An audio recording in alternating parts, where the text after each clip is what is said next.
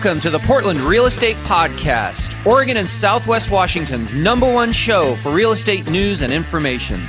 Without further ado, here are your hosts and a couple of guys who, as busy realtors and successful brokerage owners, know a thing or two about real estate. Steve Nassar of Premier Property Group and Joe Fustolo of Soldera Properties.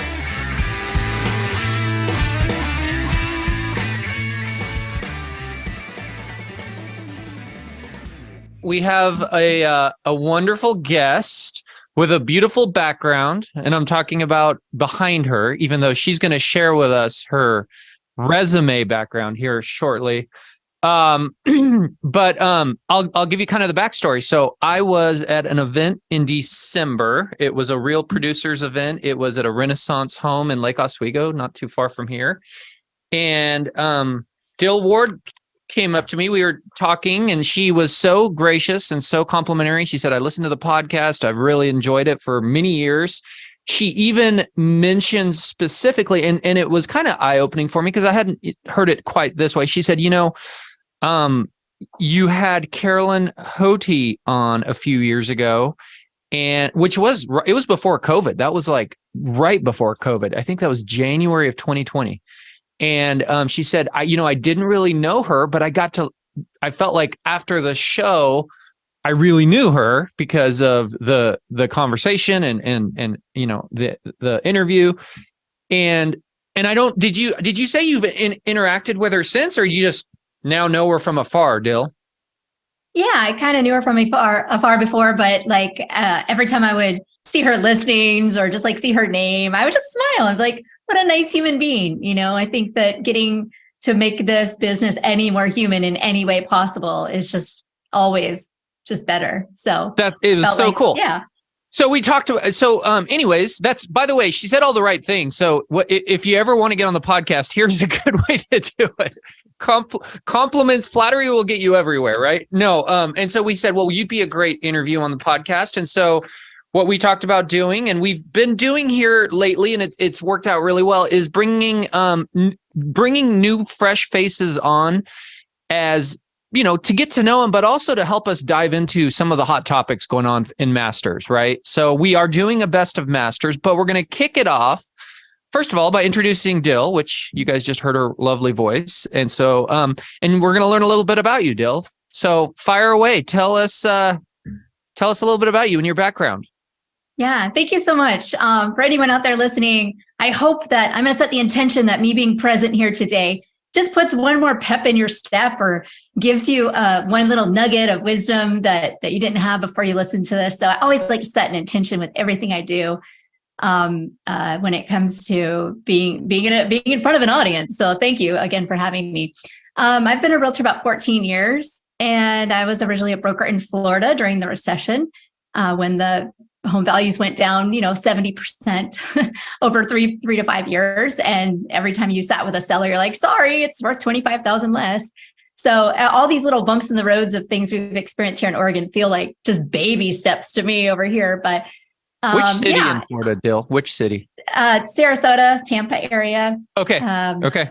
Our previous co-host, Tucker Merrihew, is not that far from there. He's about 2 hours Naples, which is, I think, an hour or two south of there, right?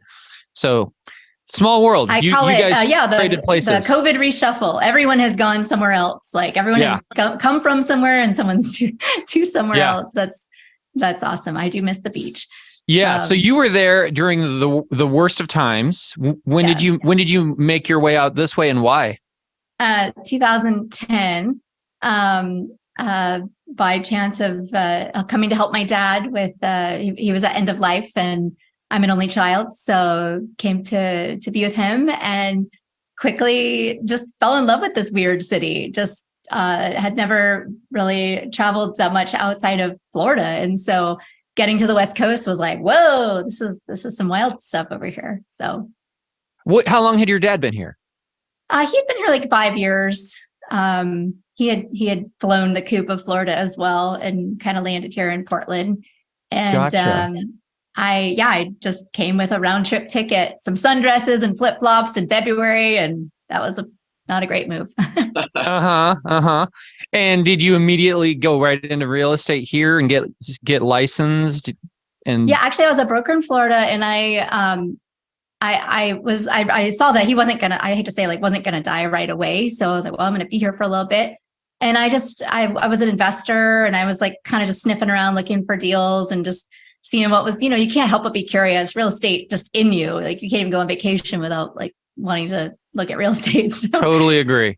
Totally agree. yeah. And literally Yeah. I was sitting in the driveway of a property. It was like bank owned property. And I was sitting in the driveway, and this guy pulls up, and he's like, "Are you the realtor?" And I was like, "No, but are you interested in this property?" It just like a deal started coming together in some weird random way of just sitting in a driveway. And then I thought, well, maybe while I'm here, I should just get a real estate license too. So it all just kind of like spawned into that kind of thing. And and I should also add, it's hugely helpful to be a guest on our podcast when you are a big hitter like Dill. I looked up your stats. I mean, you're a 40 million a year, give or take, agent. So I mean, you're doing some serious business in the, I guess, under 10 years or around 10 years that you've been here. So talk to us about that. What did you do to get going? And were you always at Living Room Realty? I started at John L. Scott, and then I was 5 years at Urban Nest and Living Room since 2020. So okay. So you're relatively new there. Okay. Yeah. Okay. Yeah. I know 2 years, but COVID years kind of don't count because I didn't even see the office for a year. So, but thank you. I think this could be inspiring for anyone out there who's kind of getting started or restarted for like the 5th time. Networking, just networking. Like, humans want to talk to other humans. Like, there's always someone fresh off the boat who's new to our city or who is restarting their life or career. And, in the beginning, I didn't know anybody in this whole city. So I had to go person by person, coffee date by coffee date. And with who? Get specific. I mean, friends, sphere, well, I didn't have any friends over years. So get specific. Like, who are you engaging with? Was it open houses? No, that was not my jam. I'm not that great with strangers in that way. But no, like, I would just go to Facebook groups, or I would just go to, like, I'd see a flyer for anything, and I was just like, oh, there's a meeting. I would just go to a meeting and just start talking to people, and then say, hey, like, want to get coffee? And I just always have curiosity. Like, I always want to learn just people's story. And I'm sure that's half the reason you have the podcast, right? You just love to like get to interact with new people and see a take on how things operate in other people's brains and like what the scenarios are for them. And so then in the beginning, the thing I decided was I want to be the most resourceful person anyone knows. Like, I want them to think of me when they, like, the yellow pages of the world, right? So I literally have a box right here on my desk. It kind of reminds myself my, 5,000 business cards I've collected.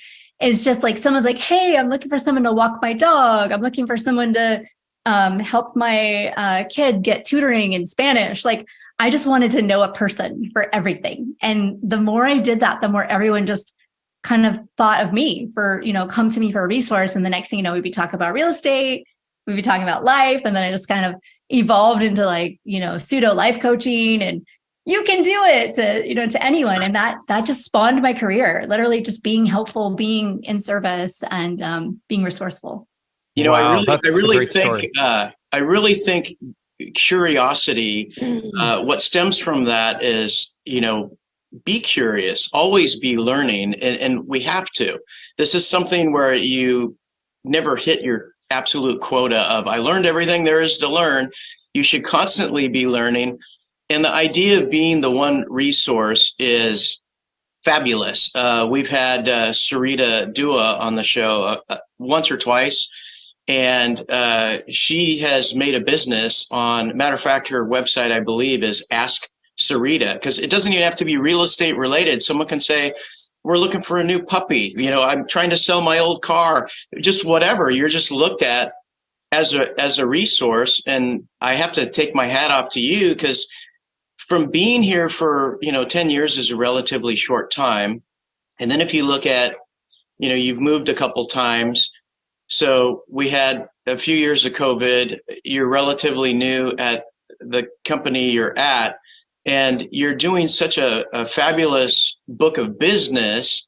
But what's really interesting is in your getting to know people, you are getting very well known. I think you can say, hey, I heard this from Dill Ward, and everybody will picture you in their mind because you have this magnetism about you.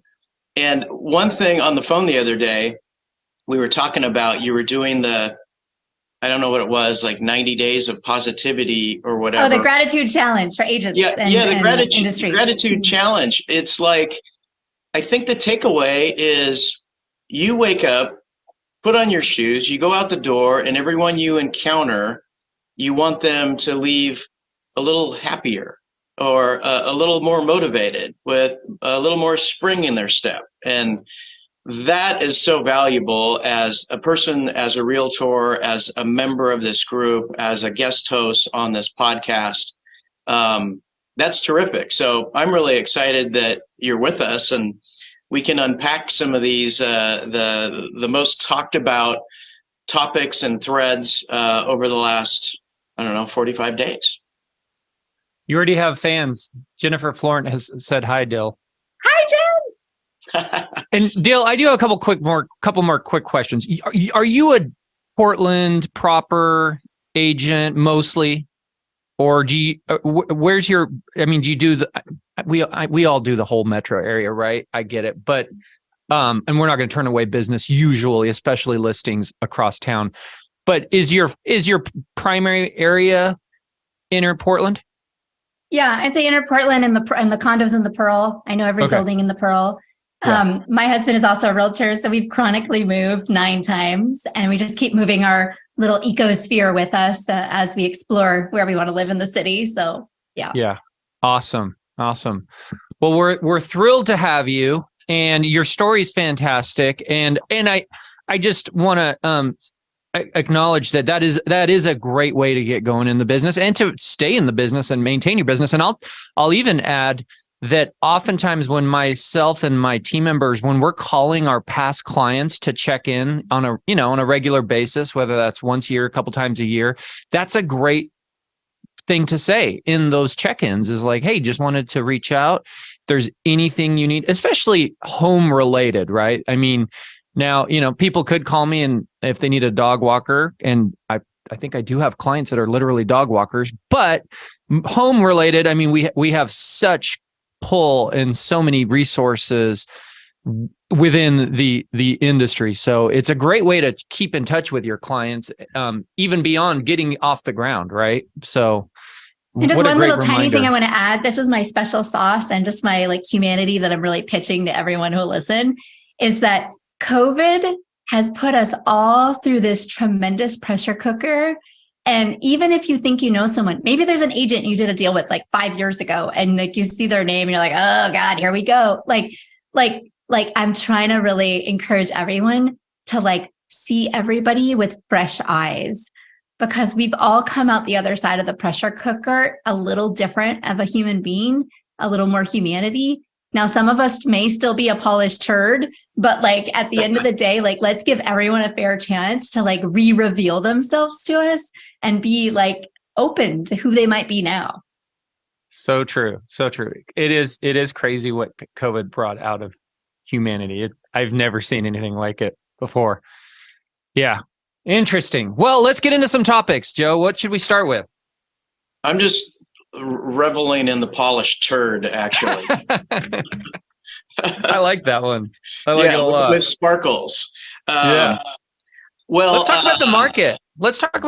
Let's kick off with that. Let's do it. I'll share it, since it was actually your post. It was my post. And I think I finally just put to words what I think everyone was thinking. And I think the post validates that, right? I think we were all going, what the heck?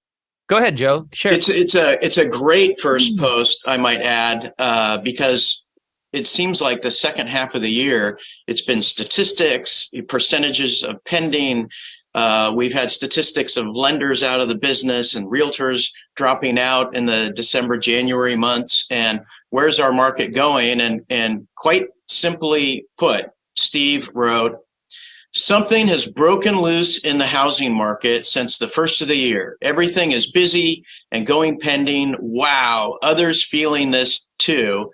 And we got almost 100 comments of support that we're getting multiple offers again.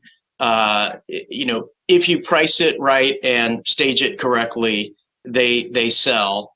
The key component is price it correctly. And that's what everyone's kind of struggling with the sellers trying to keep on that fast appreciating trajectory and not curving it for what our market really is. But if your price hits that market value line, it doesn't take long at all before you're in contract.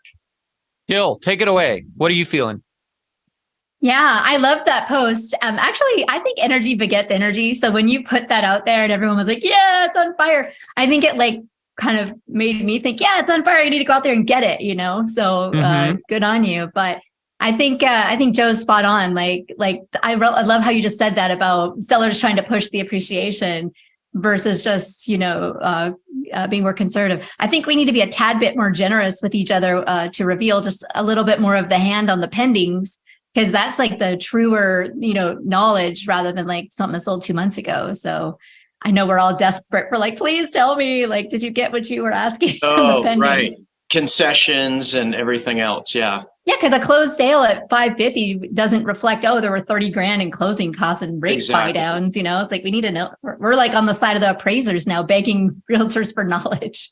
Do you give up that information when it's your listing and pending?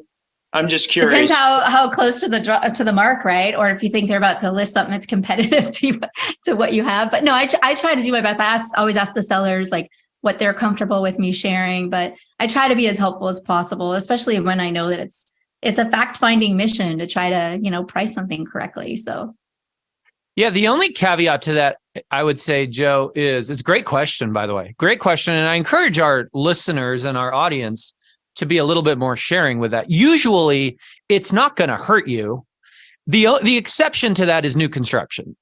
I do work with a couple builders, and if you have a home in a subdivision where there's other homes, you do need to be a little bit more tight-lipped about that, right? Because you don't want to hurt your comps.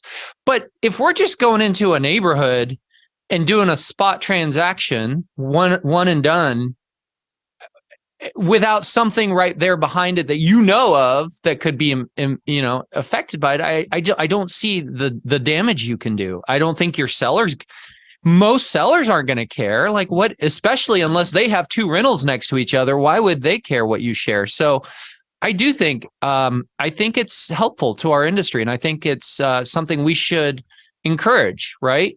And if you feel the need to check with your seller, but I'd say 99.99% of the time, if you go, hey, do you mind, an agent was asking how much concessions or what we're pending at, do you mind if I share that with them? Now, you want to be careful if it hasn't closed yet, right? So there's a right way to do that. You could, be a little bit more vague, or depending on how many contingencies you're past, right? Your level of comfort could get a little bit more out there. But yeah, be careful with it. But I think it's an old school mentality that I'm not allowed to say anything, right? And yeah, great question. Well, you need to be convinced that the purposes are for pricing a different house, right? This broker doesn't have a potential buyer for your house. You're not giving up the goods if it's sold less than full price. You're trying to guide them so they comp the house. But it's interesting. You think on deeper levels, and Dill said something that, what if they're listing something in the neighborhood and it's great? Maybe your buyers back out during the inspection period and go buy that other house, and your listing goes back on the market again. I mean, that's a possibility, but I always try and be as helpful as I possibly can without breaching ethics or putting anyone in a bad position. And you can really tell the people that say, hey, I got a house, it's going to be going live in 3 weeks, and sometimes they even tell you the address. And I like to share, but then again, I'm not the boss, right? The boss are my clients. They have to be comfortable with what we disclose to other people. And some sellers don't want you to give any information until it's done. But Yeah. And that's why we have to ask. Yeah. And we I were like to be really curious, see, like he said, get the address, find out what you can find out. Like, oh, what's coming?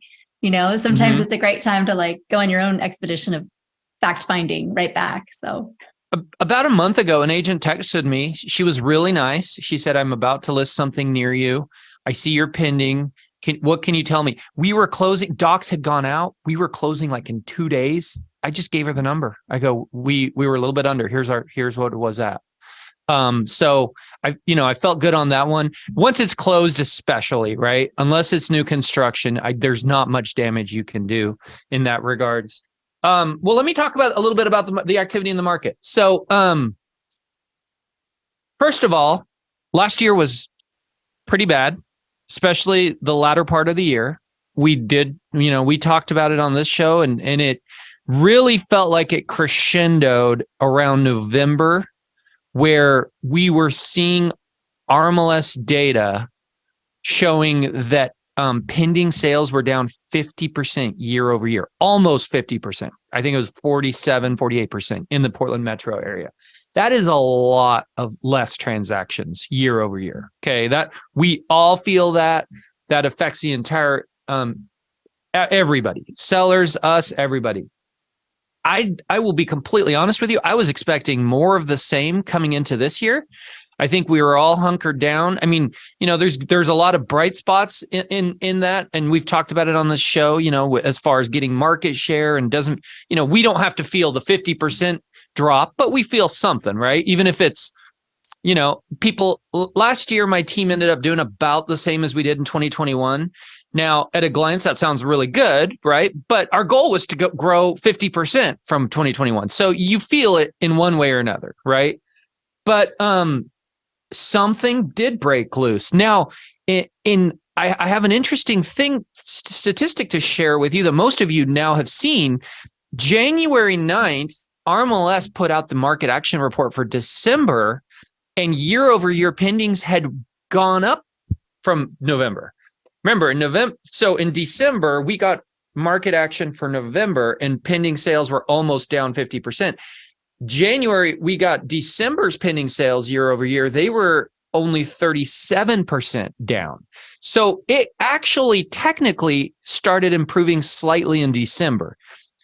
But I don't know that we all felt it yet, because it was December and it's the holidays, and it's just, there's distractions and it's slow, and it just wasn't as readily obvious. But come January 1st, literally January 1st, we had an open house for a new construction we had a model home out in Beaverton. We had this was Saturday, New Year's Eve, I think. We were there, 10 parties through. Then that all of a sudden we were getting offers that weekend on other properties. And that week, it was probably within a week or so of the new year, I was like, whoa, this is not your grandpa's market anymore, right? This is different. And it was finally after about the 8th property went pending, including one. We have a listing in West Lynn on DeVries. It's either DeVries or I think it is DeVries. The way you pronounce it, Joe. That's your hood. That's how I say it. Yeah. We'd had it listed for 7 or 8 months, right? So it's around 1.2. It finally got an offer. So good stuff just suddenly started happening. Mortgage rates are down a little bit. They had gone up into the mid 7s. Now they've flirted with the very low 6s. They didn't quite break into the 5s. So that's definitely part of it.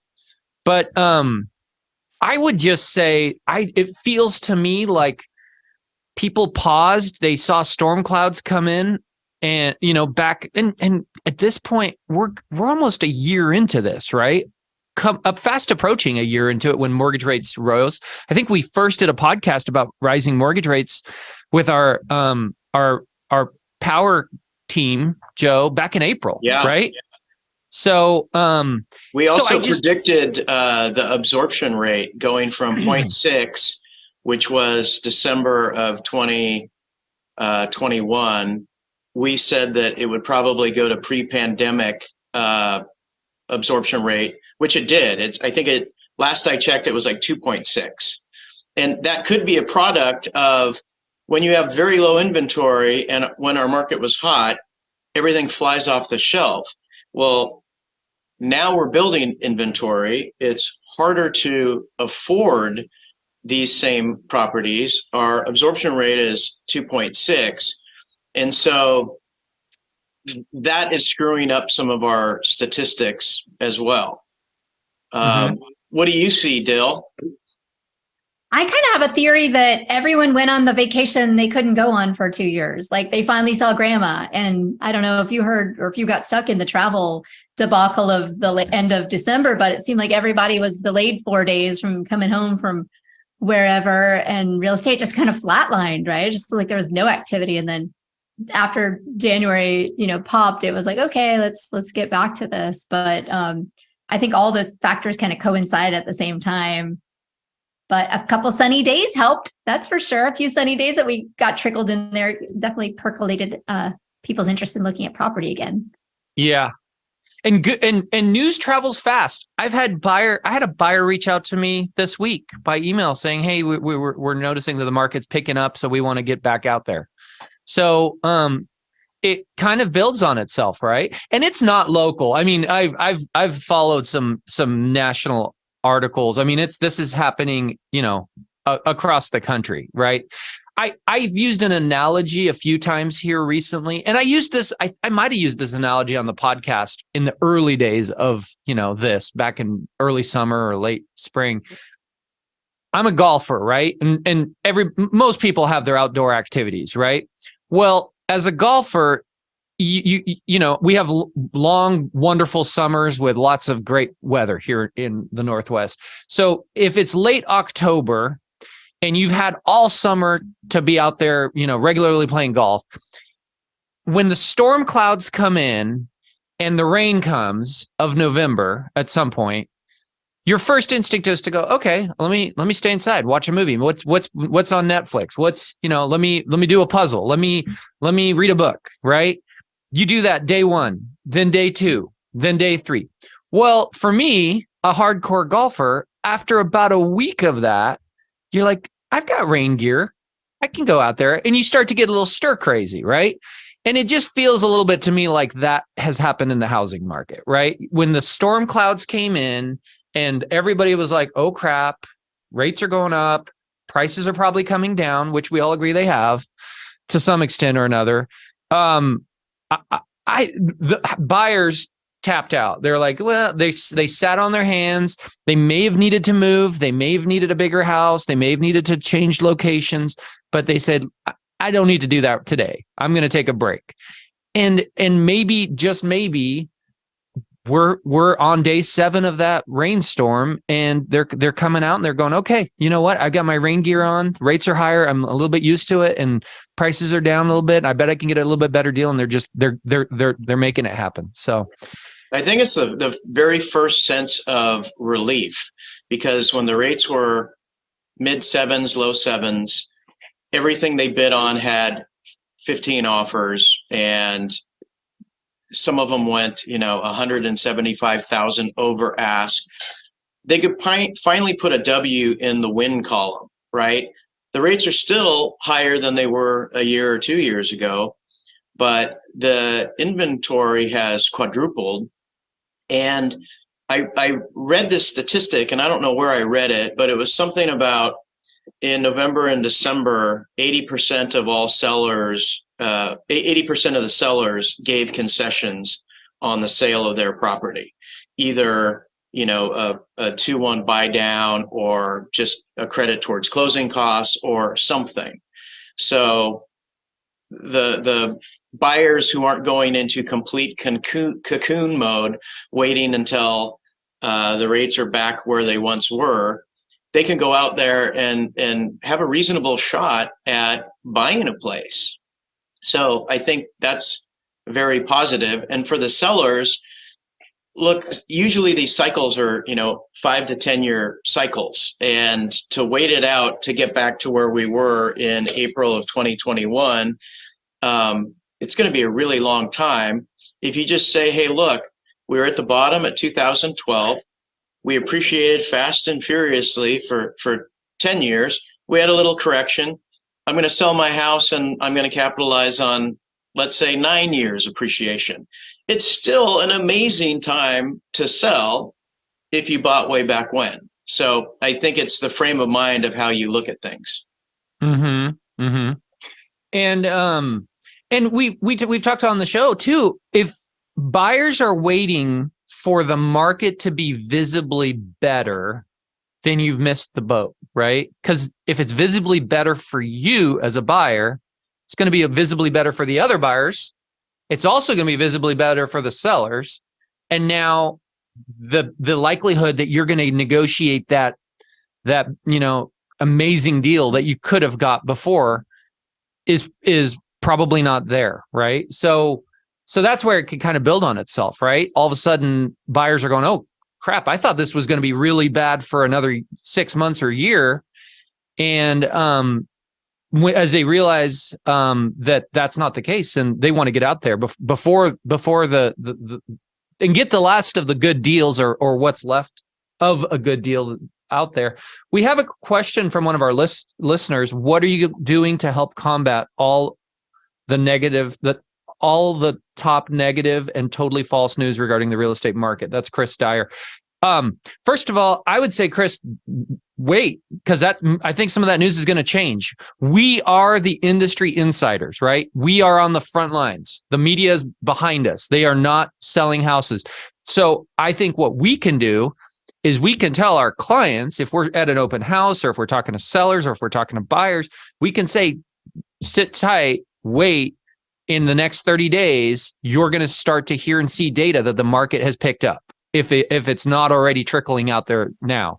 And by doing that, you show them that, hey, we're on the cutting edge of this, not the media. I also, what do you guys think there? Go ahead, Dill.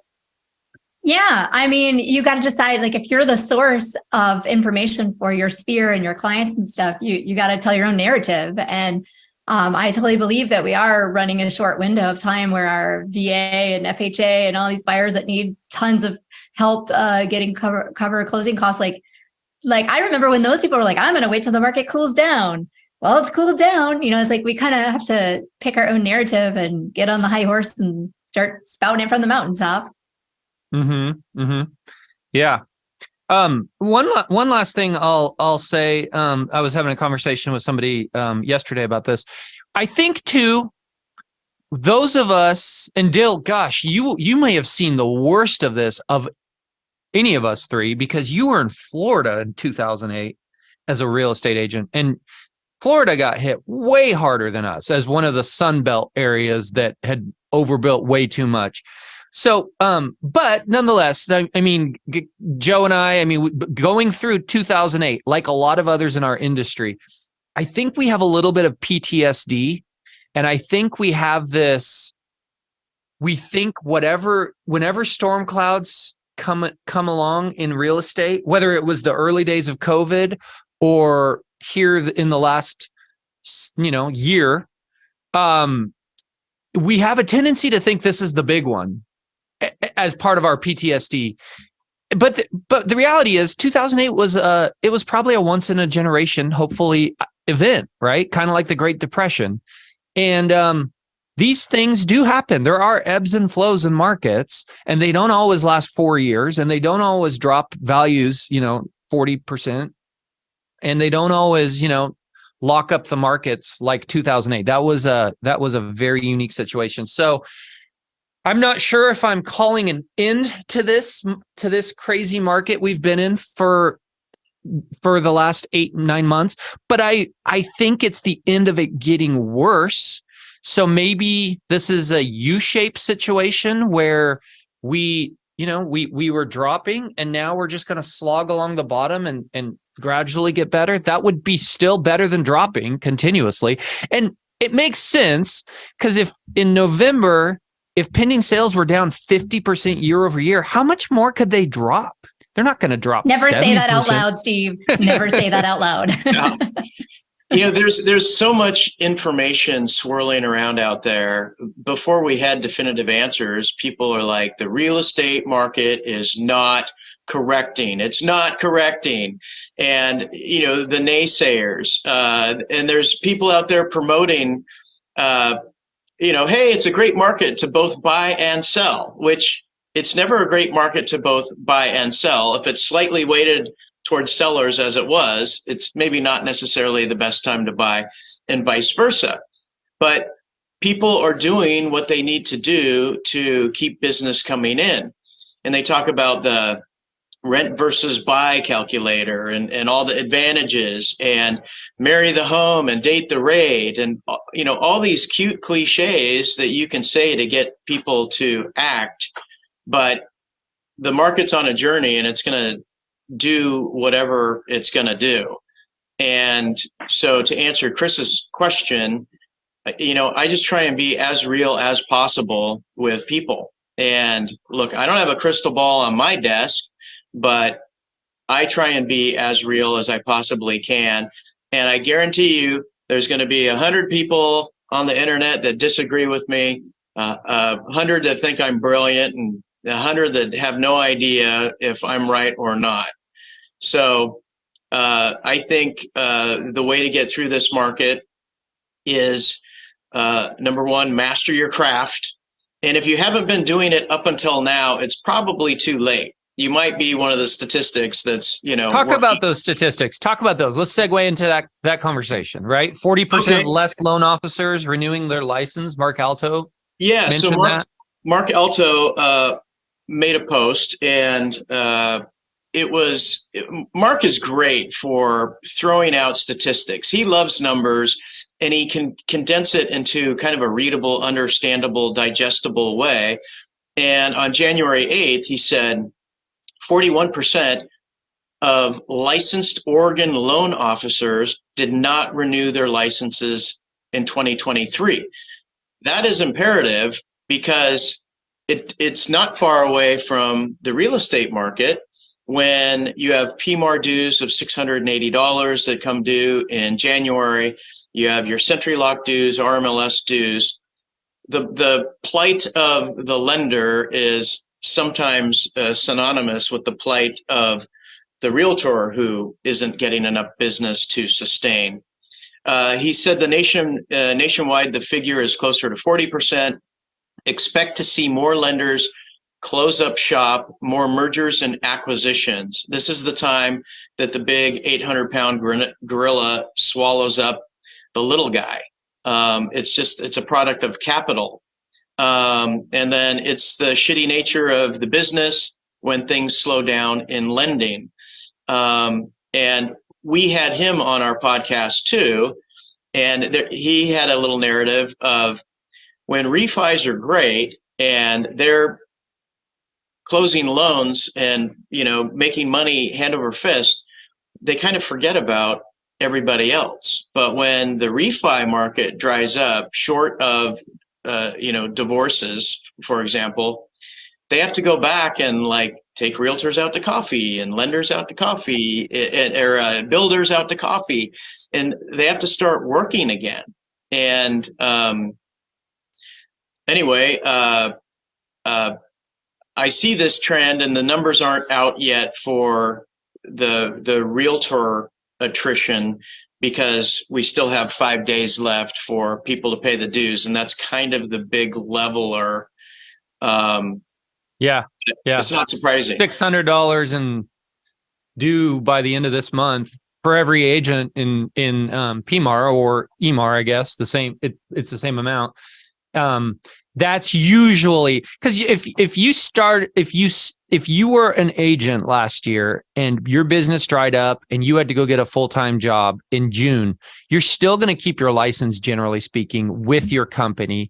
Your dues are paid up for PMAR through January. There's no reason to do anything different.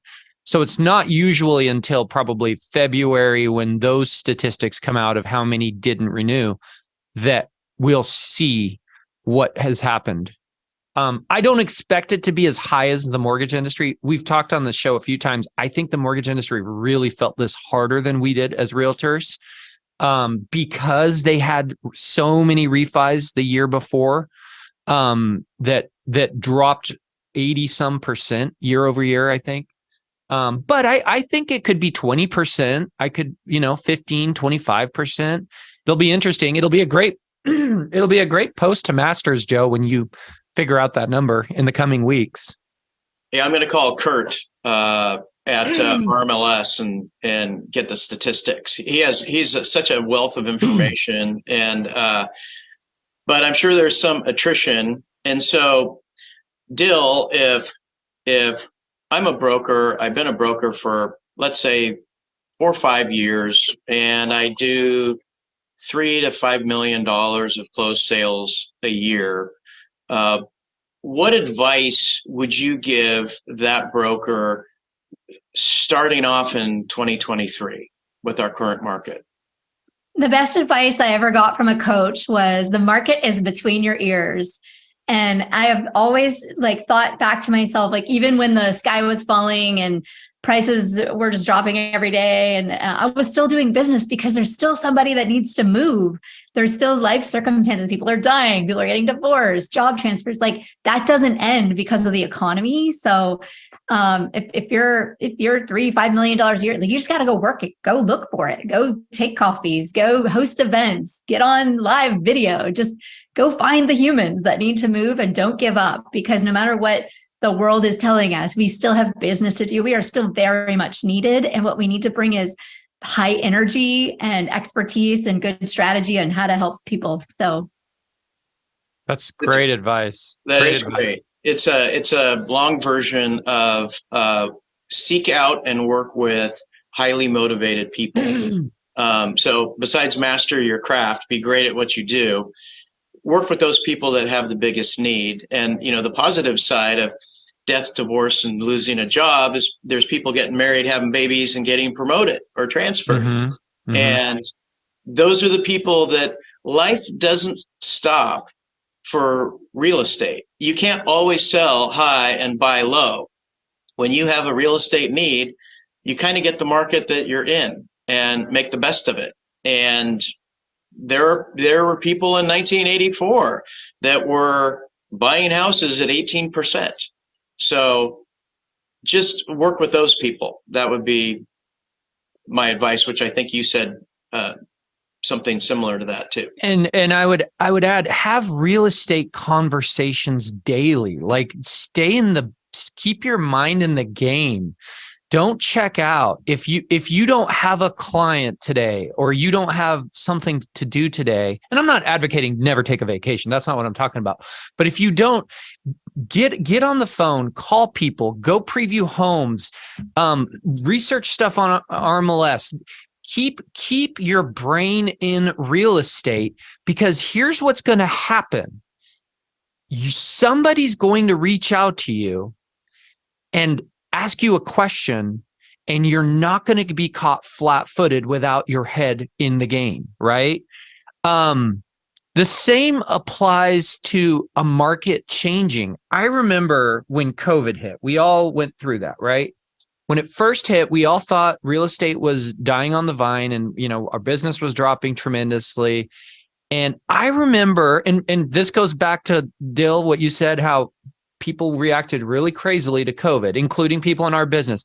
I remember certain agents checking out of the business on social media, like on Facebook. I saw them talking about how they had no business. They were talking, some of them were griping about how they wanted, their free cash from the government, and they didn't qualify and all.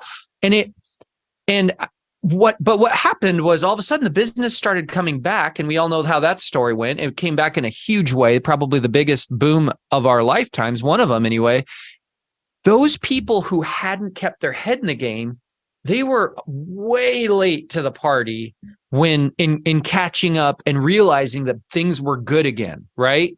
And I wonder if some of that is happening right now, right? If people in November and October and September who thought, oh my gosh, the business is so slow, and where am I going to get my next lead? And maybe I'll, and they just get distracted away from the business. Are they catching this wave of activity in the same way? Absolutely not. So stay in the business, keep your head in the game, keep having real estate conversations, and stay in front of clients. And when that next wave of business comes, you will be there, ready to ride with it.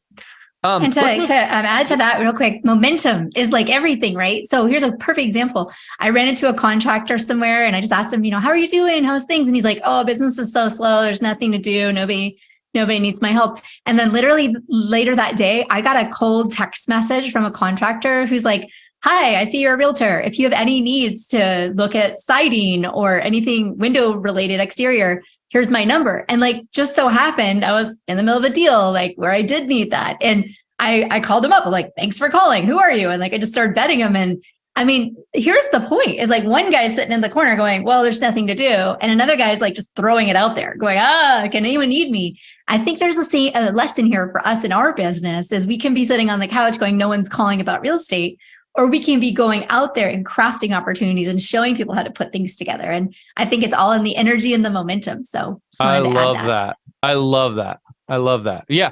The universe, some of this is just, is physics, law of, the universe. It smiles fondly on positive activity, right? Part of that, and I think what you said, I love what you said. It's in between your ears. That's where it starts, right? If you are putting yourself out there, if you're reaching out to people and you're trying to have real estate conversations and drum up business, when that business comes at you, you're not surprised and you're ready for it. Whereas if you're out of the game and your head's out of it, when that opportunity does manifest itself, you're caught flat-footed. You're like, oh, I don't know how to talk about real estate right now. I'm too busy complaining, right? Or you're just not in a good headspace. So I love it. Great conversation and great advice. Hey, so you guys, you were going to segue, and before you did, I wanted to jump in, not on that topic, but on the segue. When you guys were little, did you ever play the game Hot Potato? Yes. It's hot. You had to hold it for a short time. Catch it. So our next topic is Amy Muncie is always great at putting streams of consciousness, mind-bending posts. And this one is everything she thought of in 2023, she just threw it against the wall.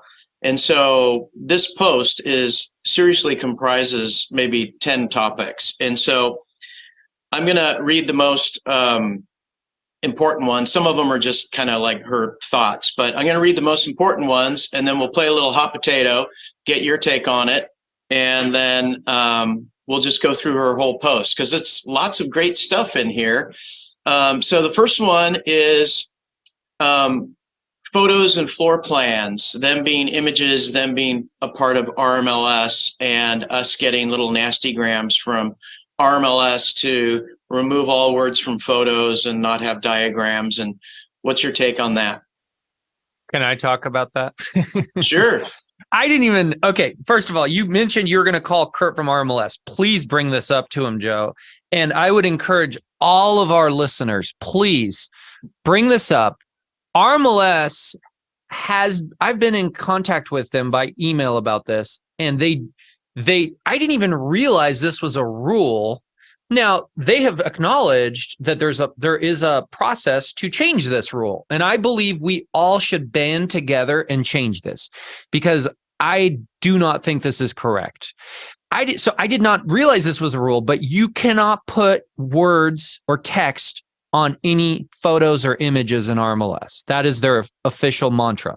Now, not necessarily. Well, there's a couple exceptions. I think virtual staging or something like that. It seems to me like, from what I'm understanding, for years and years, this was never policed or nothing occurred from it. Somehow they put some artificial intelligence into place. All of a sudden, one of my listings got flagged a few weeks ago, and that's when I reached out to RMLS, and then that's also when a couple of these posts came up in masters. Okay. Generally speaking, on our listings, we like to do drone shots, right? Have you guys ever seen one of those drone shots? I hate them, by the way. I'm going to give you the opposite of what we do. Have you ever seen those drone shots where it's a house in a subdivision and you just see the shot and it's a sea of houses? And you don't know which one it is. Which one is it? Right? I hate that, right? To me, that's just, it makes no sense. And so what we generally do, and granted, you could just put an arrow there. Okay. And I don't know if that's considered text or not, but maybe it's not.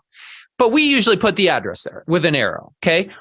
But we go a little step further. Hey, there's a New Seasons just 5 blocks away. And we'll put New Seasons with an arrow. Or here's Lake Oswego High School nearby. Or here's I-5 nearby, right? Showing freeway access. To me, that is brilliant marketing. It's showing visually proximity to something that people want to be near, right? Yes, it's text, but we should be trusted to do that correctly, right? If RMLS trusts us to go into our houses and stage them and prep them so that the pretty pictures look pretty, then they should trust us to put words that aren't going to obscure or be ugly or brand ourselves, right? And by the way, make no mistake, if I was to put my name there, that would be flagged in a New York minute. We all know that, right? Anytime, it's happened a couple times over the years where we accidentally put our branded video in, it usually within hours is flagged, okay? And so I don't buy the argument from RMLS that we're doing it to protect the branding. We don't want any personal branding. This isn't about personal branding. They also, I think there's an argument they're saying that, well, what if it's a HUD violation? Well, okay, same thing. By the way, you trust us to put in the public comments. So if we wanted to put a HUD violation, couldn't we do it there? So why would we do it in the photos, right? Obviously, RMLS acknowledges there is value to putting text with photos because they allow us to label the rooms. Now, do we have every possible label there? No. Hence why it's valuable to be able to do this ourselves where it makes sense. Virtual staging is something where they ask that we label it. So clearly they're acknowledging there are circumstances where putting text on photos is needed. Why do you get to pick the circumstances and not us, right? What about new construction? We have a new construction property where it backs to a green space, and we also had a staged home, same floor plan, that wasn't on the green space. We took photos of the staged home and we put similar to on those photos, but then we actually took some photos of the front of the home and some of the windows of the green space and said actual home. We wanted to differentiate, right? This is what it can look like with beautiful furniture. This is what it looks like with the green space that it's actually on. We frequently, almost always, will put as one of our last images, see virtual tour for 3D video, 3D tour, video, and more photos, right? Now, so that the buyer who liked all the photos realizes, hey, there's more. Whether they're on Zillow, Redfin, or what other search site, they know how to go to the virtual tour and you're driving them there. So there's a lot of valid reasons to have text put in with your photos, okay? Obviously, don't overdo it as an agent, right? Not every photo should have a paragraph or have words on it. But that's where we're trusted, not only by RMLS, but our clients, right? Because if we're putting paragraphs on all of our photos and making them ugly, our clients are going to see that and they're not going to hire us to list their houses. Okay. So, as you can tell, I'm a little fired up on this. My admonition is let's all please. The game of hot potato is you're not supposed to be wearing oven mitts, Steve. Let's all advocate to RMLS. Please work with us here and let's change this rule, because I don't know what their intended consequences were, but there are unintended ones in my opinion. Do you guys have any thoughts on that one? Floor plans were also part of this, right? People were putting floor plans that said, primary bedroom written on it. Well, the AI was picking up on that and kicking it out too. Dill, what do you think? Floor plans, man. Everybody wants them. Everyone's buying them from their couch and they need to be able to see how the room lays out. If they're going to let agents put pictures of light switches and toilets, they should let us be able to put where the new season is. Like, I'm just saying, I'm with you. I'm with you. Good. And plus, we're so self-regulated, right? Like, who's going to flag it? Other realtors. On defense of RMLS, from Amy's post, Beth Raymer, who is just a great person with RMLS, made a post on January 10th that if you're not familiar with it, you can look it up, January 10th. And she said, good morning, masters. I'd like to clarify some points that may have been causing some confusion or concern. And they have AI kind of combing through all the new listings, and anything it identifies as a picture that's been manipulated with text, it flags it. And this is AI. This isn't the human person, right? And they just flag all of them. And it's like, hey, we have noticed that you have something. And she says specifically, to be clear, floor plans are still perfectly fine to upload, but by rule, they cannot contain additional text beyond like room names and such, or any other personal promotion. If you read her whole explanation, I don't think they're really necessarily too bummed out about, hey, here's the market of choice and this is where the park is. They really just don't want personal promotion. And because AI is handling it, there's a lot of false positives. So if you're not promoting yourself and you're trying to give a picture to someone and the picture doesn't look junky with lots and lots of labels, I think you're going to be okay. But Jennifer Florent made an awesome comment here on Master. She said, "Isn't that the same as virtual staging? ? Putting fake furniture in the photos is okay, but text isn't." What a great point, right? Obviously, they're allowing us to alter photos. There is not every photo is obvious what you're looking at. And so there are valid times to put something in there as far as text. And it works really well. It's a good consumer experience. It really, truly is. Let's move on. Move on to the rest of the hot potato. Okay, so the next important one is when we interviewed Kurt from RMLS, they're going to be RMLS and part of our PMAR packet. They will pay for and provide an alternative to Showing Time, which Showing Time is owned by a real estate brokerage, Zillow. And they are gathering all of our statistics of showings and days on the market and price reductions. And we will have our own that is not owned by a competitor, potentially. And she's asking when that's due. And I'm not quite sure. I think I read the other day in the comments, George Perkins said that they are doing a beta run. It is live now, but instead of all of us sharing all of the bugs, they're beta testing it with a select few. So that's all I seem to know. I would assume it'd roll out in a couple months. Do you guys have any deeper info on that? I don't. Okay. Energy score. Using realtors' marketing strategies as any determinant of the need for a score while ignoring zoning is silly. Please don't be silly. That's what she says. To this day, I don't understand the home energy score. Nobody gives it any credibility. You can guess if it's a large house and an older house and it has a big footprint, you can guess it's going to be, right around a 2 or a 3. If it's new and small, maybe it's a 6. I don't think anyone gives it any accreditation or any merit whatsoever. The buyer will have their own full home inspection, sewer scope, if there is one, radon, if they choose, and all the other hosts of tests. What do you think about this home energy score? Do you think it's another thing we should require our sellers to do, or us do? Some realtors pick it up and pay for it. What Dill, do you you're a Portland girl. You Yeah, I was gonna deal with it say- more than we do.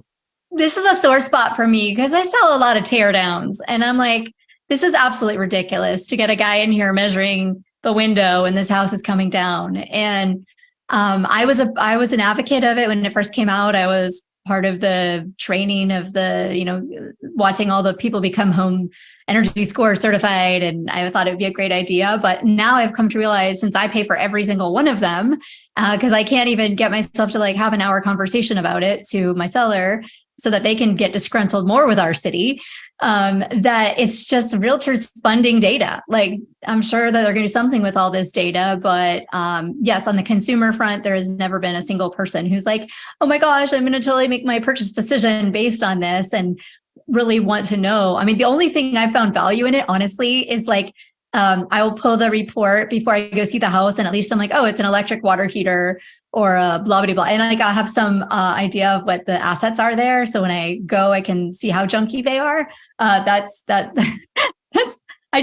of mad about it because I'm the one paying for all of them. So Yeah, I'm with you. I agree with you. The funniest thing I ever heard about energy scores came from Tucker years ago when this first came out.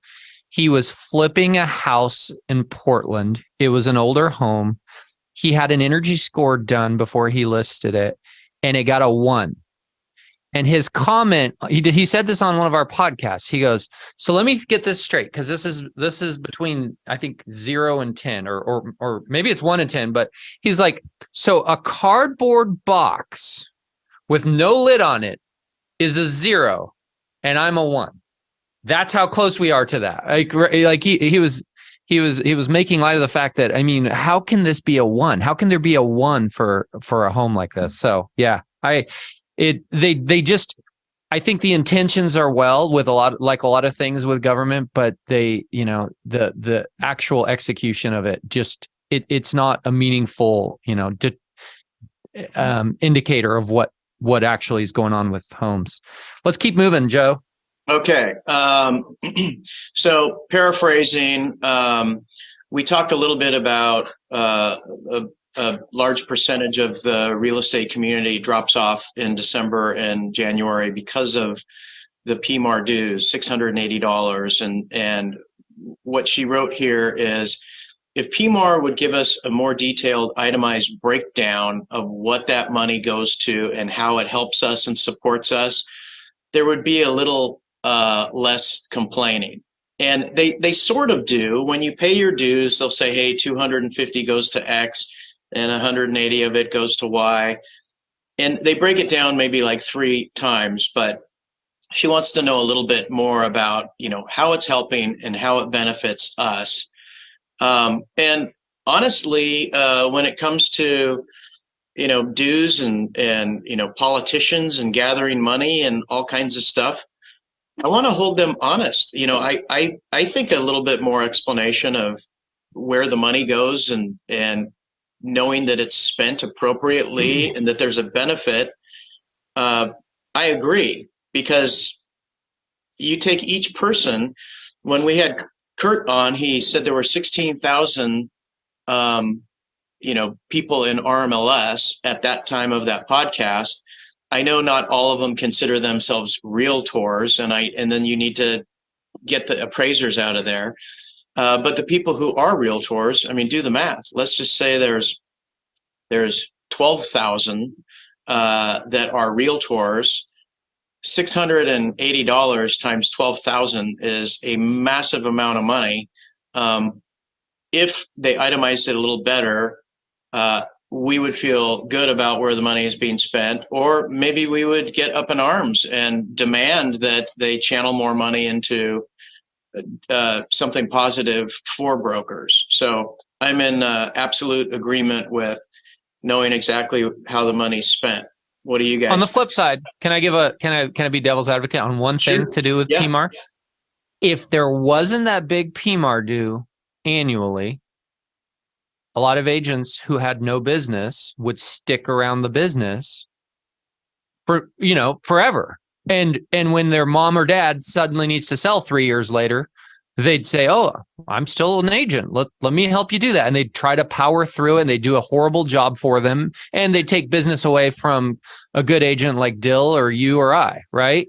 So there is value in that amount. I'm not advocating that it not go to good stuff, but I'm glad that there is, a barrier to entry once a year that does kind of force out the ones that probably shouldn't be in the business, right? No way. Yeah. Like a relay marker. Yeah. Hey, move on to the next one, and let's tell our listeners the good news about our guest next month. Oh, I was going to dovetail that at the end. Well, no, it's Dear Oregon Realtors, the next one in your... So the next one is Dear Oregon Realtors. Thank you for all the training on the new forms. You kind of rock right now. And this is relevant. Steve, I'll let you announce it. So there is a lot of discussions about the fact that we're going to have two sets of forms, right?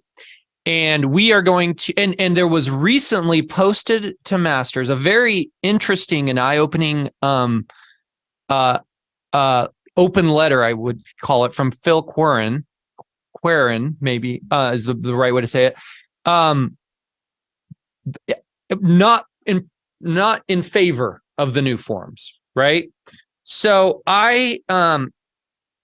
Joe, your suggestion was, let's get somebody who's a strong advocate of this, who has been very involved in the new forms coming out on the show. And you suggested Jeff Wyron, who was Oregon Association of Realtors president last year, who was front row pushing this through.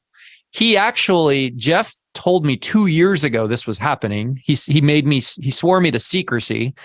And at the time I pushed back. I was like, why are we going to have two forms? That sounds terrible. Now, as I've said on this show before, I have nothing but respect for Jeff and other people at OAR, including Jenny Pecula and other really smart people who really do have our best interests at heart. And I know they wouldn't steer us down the wrong path.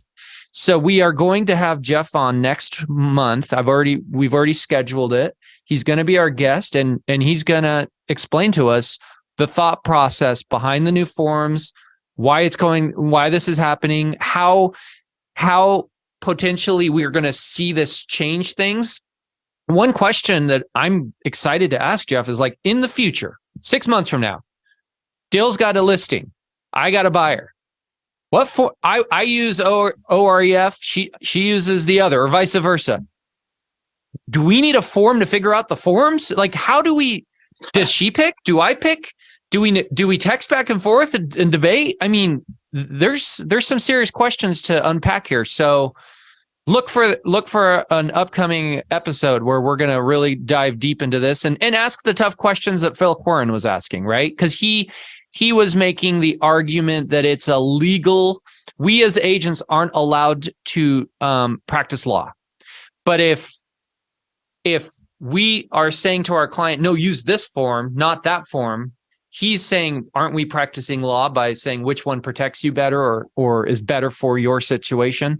So I'm excited for that show. We do practice law, though. I'm not an attorney, but I write legally binding contracts every day. It's a weird rule. It is a rule. I've never understood it. But it's technically the case, right? We're supposed to, apparently the rule says we're supposed to say, what would you like to offer? Okay, let me put that here in this form. we're not supposed to advise law. We're supposed to just grab details and put them into forms. But I don't think in practice it always plays out that way. So, did you read the? I'm just going to put a plug. Sorry, go ahead, Joe. Oh, did you? Well, I was going to ask what you thought, Dill, and ask if you also read. Someone posted an article about how it all came about, and it was Scott Taylor 25 years ago. 25 years ago, we had 3 different sets of offers, like a PMAR, an OREF, and a something else. And he's like, the liability is on us. We're practicing law when we shouldn't be. And, what if we're picking forms when the seller could be asking, hey, what form is weighted more towards a seller, or what's weighted more towards a buyer? And he was the advocate of one form. And I don't know if you read it, but I would love to hear your take on the new forms and what you think about them and where you think it's going to go. Yeah, I feel like we all go back as far as like napkin contracts, so like and carbon copies and all the other crazy things. But, I think brokerages are going to take a stance on sort of what they want their agents to follow. But I guess what I'm a huge advocate of right now is, as change is inevitable and will continue in perpetuity of always, we will always be facing some new change. I feel like this is the fight over who calls escrow. I just think that if we could not fight about it and like not start transactions with that kind of energy, I would love it if there was a system in which we can sort of implore what we're comfortable or willing. In the training that I took with the new forms, it was suggested that you put it in the listing, we use these forms. And then if the buyer wants to use a different form, then like it was suggested that you just put it out there the way we do, like, this is who we close with kind of thing. So the only difference there, Dill, I we'll figure this out. I agree. I'm not saying this is doomsday, but we'll figure this out. The only difference is the escrow can be negotiated on a form. If we're deciding which form to use, how do you...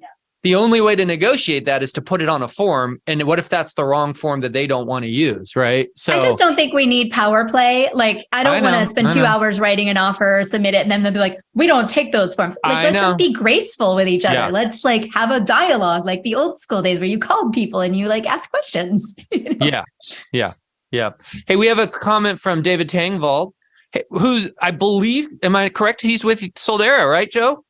He is, and he served on all the boards. Oh my gosh, yeah, and good old David Tangvald. This is like his 38th year or something. Yeah. He's a good friend of mine. He's watching the show. He said, "I disagree. It is your association. PMAR is transparent on every penny." I can't speak to that. I don't know where they put that, but great comment, David. Well, let's wrap up, guys. Joe, last New York style, right? Bang out the last few on Amy's post, and I think we're done. Well, actually, they're just sort of ramblings. She's like, hey, the brokers that hung it up in 2023, we get it. We understand, good luck. And those of us that are hanging in there, God love us. You got it, follow the course. And, for the lenders, for hanging in there with us, we know we're working hard. They're working hard. Let's optimistically look forward and attack 2023. I think for those of us with the right attitude, with the market between the ears and not the market that you read externally, it will be another great year. So that's the rest of her posts and the end of my 2 cents. And the end of our podcast. Well, Dill, thank you so much. I love so much of what you brought to the table here. I really, really do. You have such a great attitude. You have such a great story, a good energy about you. You're very sunshiny. I don't even know if that's a word, but it's something we need on a day like today, right? A little dill in your pocket. That's what a lot of people like to say. Just a little dill. I would like to add one more thing that I think will give everyone just a little more grace in their heart. So right now we are in fragmented communication, meaning we text, we email, we Facebook, we do all these ways to talk to people without really talking to people. And so one thing I just want to remind everyone out there is like all the humans are on the other side of your communication. If you find yourself getting grizzly, like you're in a text war, like pick up the phone and call them and just say like, is there anything going on in your life? Like, is there something going on here? Do you just hate me? Like, what's the deal? Because you just never know what that other person is dealing with, and getting to say it out loud to someone and then like letting it go. Sometimes a transaction can go so much better. So a big theme of our episode here has been really about moving us forward into 2023 and having a good attitude and showing up really fully. But I really wanted to remind us that our communication and how we like show up to it, and just don't keep grizzling in the text, like pick up the phone and call and see what's going on, because so much can be solved through that. I love it. Make sure you're not chatting with their AI. It's not their chat bot, making you frustrated. Yeah. Okay. Well, this was a great show, everyone. Thank you so much, Dill, for joining us. And I think our listeners are going to get a lot out of this, and they're going to be, next time they see one of your signs or do a transaction with you, they're going to go, I know Dill. You were the sunshine on that episode a little while ago. So thank you. Okay, hang tight, you guys. I'm going to stop the live feed. There we go. Live feed is stopped, and I'm still recording. But Dill, it was great to have you. Thank Hey, you. we got Thank some you guys great so feedback. much. Tons of great feedback on the thread, the live thread. And hey, Joe, I never told Tim that we were doing a show. So be sure, don't just put it in Dropbox, but email him so he cranks that out. And then we'll get this emailed out to everyone. And it was on Facebook. And I do have a 1:30 appointment I got to get ready for. So I gotta scoot. Dill, you were awesome. Thank you again for being on here and everything. Yeah. When I get a sharing version, I will post it on my wall and tag you too. Yes, awesome. please Cool. do. It's a download and an upload. It's a process, but it'll happen sometime today. Awesome. Thank you guys. Awesome. Take care. Gotta go. Bye. Bye guys. See ya.